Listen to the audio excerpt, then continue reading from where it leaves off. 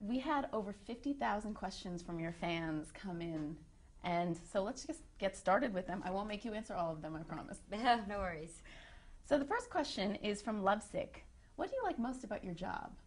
I love I love being able to do what I love, which is obviously acting and singing. So waking up every day and being able to tour or do concerts or be on a set is what I love to do. And obviously my fans make it the best job in the whole world because I get to do it for them and because of them. And they obviously love you back because that's a lot of questions to pose. Thank you, guys. From Big Time Cell Fan, what song by another artist do you find inspirational? I really like Firework by Katy Perry. I think that's a very strong song with lyric content, and obviously the video that she put together was really sweet. I guess like inspirational, I guess different ones have inspiration for me. Like I love Count on Me by Bruno Mars. Just such a sweet song, and I think of my cousin when it comes to that song because it's like a friendship song. It's really sweet. Alexis Golden asks, you're about to be 19. What does that mean to you? Do you feel older? Do you act any older? No, I think it just gets scarier and scarier because you're turning another year older, older and older. But I don't really, I don't celebrate my birthday, so I actually will be on tour. I'll be doing a concert on my birthday, which I'm excited about because I get to spend it with my fans. No celebration, no cake, nothing? No, maybe a dinner with the friends. Dinner's good. So Logan asks, what was the best part about filming the movie Monte Carlo? The cast and the locations. We got to shoot in beautiful places like Monte Carlo and Paris and Budapest, and I could not have been luckier to spend that time with Katie and Leighton because they were just the best girls, and you can really see our chemistry on screen because we were experiencing all of these places for the first time on screen as well in real life, so it was really fun. It looks like a really fun movie. Yeah. Mill and Bess06 ask, what is something in life you can't live without?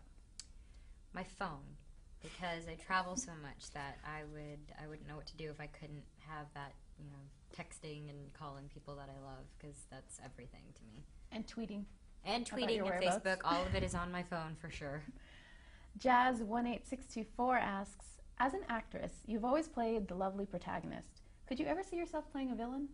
Well, I do in Monte Carlo, which is what I think is really fun about the movie, is because I do get to play the character that's nice and sweet and wants to be a good person. And then I also play Cordelia in the movie where she's just an evil British heiress and she's got attitude, and it's really fun. It was a great role for me to play because it was so different from the things that I've played before, and I think everybody will be surprised. And you get to play 2 roles in 1. I do. AJ Chick asks, if you could do a duet with any artist, dead or alive, who would it be and why? I would love to go see Ella Fitzgerald sing. That would be amazing. And I would like to do a duet with Bruno Mars. Erica Joyce asks, do you and Demi still talk? I miss y'all. Oh, yes we do. I do talk to her. I actually just talked to her yesterday. Ira asks, I love your acting. Are you planning to star in a movie after Monte Carlo? Hopefully. I mean, that would be the ultimate dream for me. I mean, I want to, after my show has ended, I would definitely want to transition into doing more film. Simply S Fans, what was your favorite part about recording your new album, When the Sun Goes Down? I think the music was really fun because this whole record is a lot different than both of the 2 that I've already put out. Like they're just the music is stronger, the lyrics are cheeky, and I get to be a little sassy in some of the songs, which is fun for me. And the album artwork was really fun. So everything was really creative with this album, and you can really see that there's a difference, which I like. Do you feel like this album lets you grow more as an artist? Yeah, absolutely. I think that this content is more appealing to other audiences. Ariana Grand asks, who were your role models or inspirations growing up? To be honest, I was obsessed with Hilary Duff because of Liz McGuire, so she was like a huge influence on me growing up. I loved Britney Spears. She was the first CD that I ever bought and the first concert I actually ever went to, so probably that generation. I was in the pop world a lot. I read somewhere that your name is after the singer Selena. Yeah, Selena Quintanilla. I was named after a Tejano singer. That's great. Koniara788 asks, I have a problem. I'm afraid of performing before an audience. How do you deal with it? That's a good question. It is a good question. I get awkward a lot. Sometimes I don't really know what to do on stage. Fortunate for me, I am able to do it in front of my fans, and I feel very safe with my fans. But at the same time, you have to learn to laugh at yourself. I was on stage one time and I forgot the lyrics to my song Naturally, which is one of my biggest songs. And I completely got the lyrics wrong in the first verse right when we started the song, when everybody was excited. So I stopped and I laughed and I was like, I'm sorry, y'all, we're going to have to do it again. And they all laughed with me. And then I feel like if you just allow yourself to be free, people are going to accept you more. They would much rather see you mess up than try to be perfect if you're not perfect. So I kind of feel like that's the lesson I've learned. That's good advice. Thanks. Some LA Love asks, how do you deal with fame and lack of privacy at your age? It's a weird lifestyle for sure. Obviously, when you have people that are interested and then you have like older guys like following you with cameras, it's really awkward, all of it is. But I try to stay as normal as possible. I just try to ignore it. I usually put my head down and just keep walking, but I don't get bothered as much, and I get to kind of have a good balance of both, I think. Is that something that's come along as you've become experienced, that you're more okay with it? I don't think I'll ever be okay with it, but I've had to accept it more. Understandable. Alex Russo asks, why did you decide to go with so many different styles on When the Sun Goes Down? Because I wanted to do something different. I feel like my first album was a picture of my face and a dress. My second album was a picture of my face and a pretty dress. And my mom and I guess came up with this amazing concept of doing tributes to different eras in music.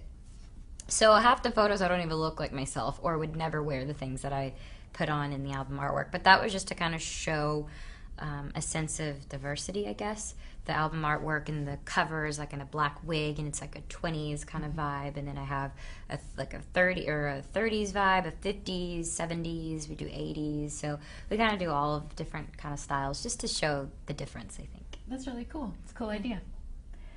Twinkle and Co-Owners asks, would you walk on the moon given the chance?